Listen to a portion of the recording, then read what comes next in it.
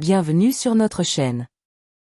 Darian Randall a d'abord déclaré à la police que sa fille de 3 ans, Nola Dinkins, avait été enlevée sous la menace d'une arme, déclenchant une alerte Amber.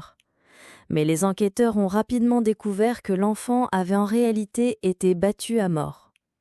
Les autorités affirment que Randall a ensuite admis avoir agressé Nola avec une ceinture, jusqu'à ce qu'elle perde connaissance, puis, avec l'aide de son petit ami Cédric Britton, avoir dissimulé le corps dans une valise, enveloppée de film plastique et l'avoir abandonné dans un parc. Randall est désormais inculpé de meurtre, tandis que Britton fait face à 11 chefs d'accusation, dont celui de maltraitance infantile au premier degré ayant entraîné la mort. L'homme accusé d'avoir aidé sa petite amie à cacher le corps de sa fille de 3 ans fait désormais face à de nouvelles accusations. La police affirme que Darian Randall a faussement affirmé que sa fille Nola Dinkins avait été enlevée sous la menace d'une arme. Mais cette histoire a rapidement été révélée. Randall est maintenant accusé de meurtre et son petit ami Cédric Britton fait face à de nouveaux chefs d'accusation de maltraitance infantile en lien avec la mort de Nola. Il y a un mois, Nola Dinkins, 3 ans, a été découverte dans une valise enveloppée de film plastique. Mais avant cette tragique découverte, sa mère, Darian Randall, allait raconter à la police une histoire bien différente. Randall aurait déclaré au comté de Newcastle qu'elle s'était arrêtée pour réconforter Nola, bouleversée lorsqu'un homme blanc armé s'est approché d'elle et a enlevé la petite fille. Selon les documents obtenus par WMAL, Randall aurait par la suite avoué aux enquêteurs avoir battu sa fille avec une ceinture un matin du mois de juin chez son petit ami Cédric Britton jusqu'à ce que la petite fille meure. Plutôt que d'appeler à l'aide, les enquêteurs affirment que le couple a fait un tour avec le corps de Nola dans le véhicule de Britton avant de finalement revenir. À leur arrivée, les enquêteurs ont découvert que la valise contenait l'enfant de 3 ans, entièrement enveloppé dans du film plastique. À l'heure actuelle, la police de l'État du Maryland a arrêté 2 individus liés à la disparition de l'enfant de 3 ans qui avait fait l'objet d'une alerte Amber en 2010. Initialement, Britton avait été inculpé de complicité, mais un nouvel acte d'accusation l'inculpe désormais de maltraitance infantile au premier degré ayant entraîné la mort, de disposition inappropriée d'un corps et de plusieurs autres chefs d'accusation. Qu'est-ce que cet acte d'accusation vous apprend sur la manière dont les procureurs construisent leur récit contre Cédric Britton ? Vous savez, il pensait qu'il avait peut-être simplement aidé sa petite amie, mis le corps dans le sac à dos et l'a jeté. Et c'est une raison majeure pour laquelle il l'accuse ainsi, car il aurait pu l'empêcher. Je veux dire, ce ne sont pas des professionnels de la santé, donc il est très facile de dire qu'elle aurait pu survivre, mais s'il était déclaré non coupable, il serait également poursuivi pour les autres chefs d'accusation. Mais les prétendus efforts de la Grande-Bretagne pour aider la police à retrouver le corps peuvent-ils être considérés comme une tentative de limiter les dégâts ou comme une action trop peu et trop tardive au plan juridique ? Je pense que la défense va essayer de présenter cela comme une tentative de limiter les dégâts. C'est une mère qui l'a brutalement battue puis fourrée dans un sac à dos. Je pense que tout ce que la défense fera dans cette affaire sera difficile. Je sais que chacun est différent, mais lorsqu'une personne est accusée de 11 crimes, est-ce qu'on obtient généralement un verdict de culpabilité pour chacun d'eux ou est-ce qu'on fait des concessions mutuelles ? C'est une affaire où l'on ne plaide pas coupable, car c'est une victoire facile et on veut que la justice soit au rendez-vous. C'est pourquoi beaucoup de gens étaient surpris par l'affaire Koberger, que l'accusation ait conclu en accord de plaide coupable. Car souvent, lorsque l'accusation remporte facilement une victoire pour un crime très violent, elle n'autorise aucun type de plaidoyer et exige la peine maximale pour tous les chefs d'accusation.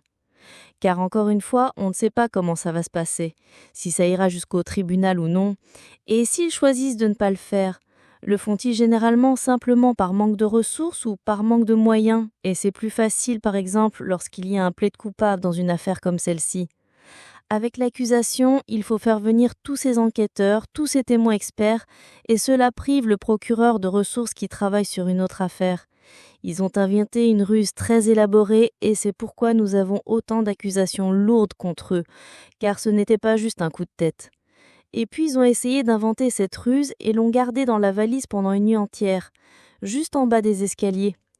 Cela témoigne d'un certain niveau de dépravation, et c'est pourquoi je comprends parfaitement que l'accusation veuille porter l'affaire devant les tribunaux et faire savoir aux gens qu'on ne peut pas s'en tirer impunément avec ce genre de crime.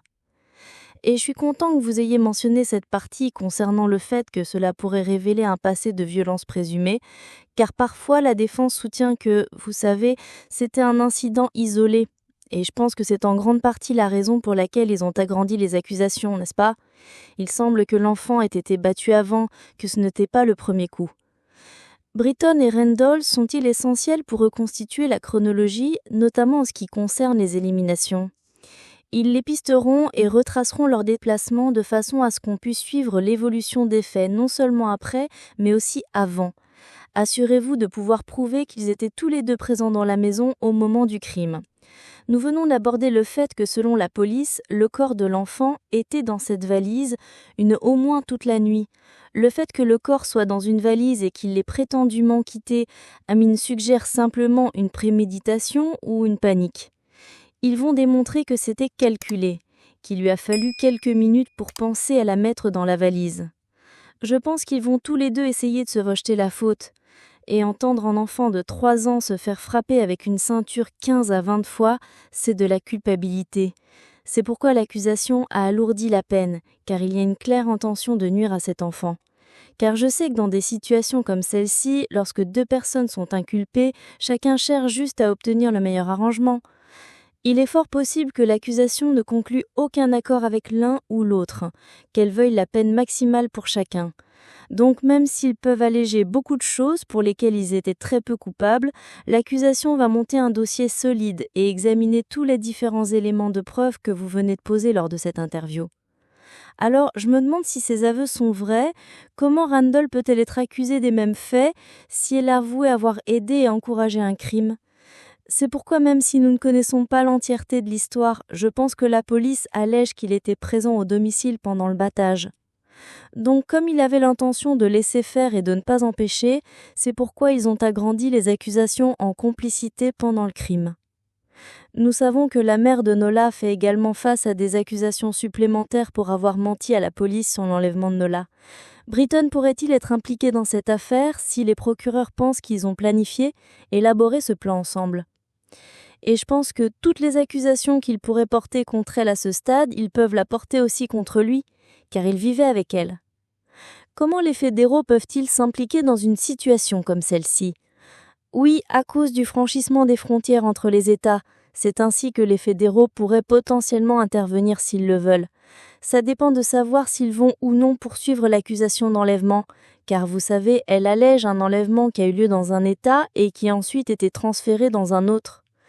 Donc, on pourrait considérer que tout cela se résume à comment constituer le dossier le plus solide contre ces 2 personnes afin de garantir qu'elles ne soient jamais mises en examen. Qu'est-ce qui rend un enfant de 3 ans particulièrement vulnérable, tant physiquement que juridiquement ? Je pense qu'il est très difficile pour les enseignants de s'impliquer. Ils sont terrifiés de s'impliquer et on ne peut pas les blâmer, mais je pense qu'il est important que les gens autour d'eux s'expriment. Je pense que le Maryland le permet, mais je ne pense pas que les ressources soient suffisantes pour que les services sociaux interviennent dans tous les cas comme ils le devraient. S'il semble y avoir un problème avec le système, mais que des enfants continuent de se blesser, voire de mourir, que pouvons-nous faire pour vraiment résoudre ce problème ? Vous savez, les enfants tombent, mais faites attention aux bleus. Alors, avec l'enquête, comment les enquêteurs remontent la vie d'un enfant pour déterminer s'il y a eu des occasions manquées d'intervention ? J'ai déjà un peu parlé du jury, mais dans des cas comme celui-ci, je veux dire un enfant de 3 ans tellement émotionnel et maintenant mort, qu'est-ce qui rend un jury plus susceptible d'être influencé émotionnellement dans une affaire impliquant un enfant ? Je suis moi-même très émue de parler de cette affaire parce que c'est si déchirant qu'une mère puisse faire ça à son propre enfant. Et je pense que l'accusation n'a pas besoin d'être méchante avec les 2 accusés si l'affaire aboutit au tribunal. En tant que procureur, il va vouloir être plus direct, car ces faits vont émouvoir tout le monde. Bien, vous devez d'abord voir s'il y a un accord à conclure, si vous pouvez faire quelque chose avec l'accusation, car ce sera une affaire extrêmement difficile devant un tribunal.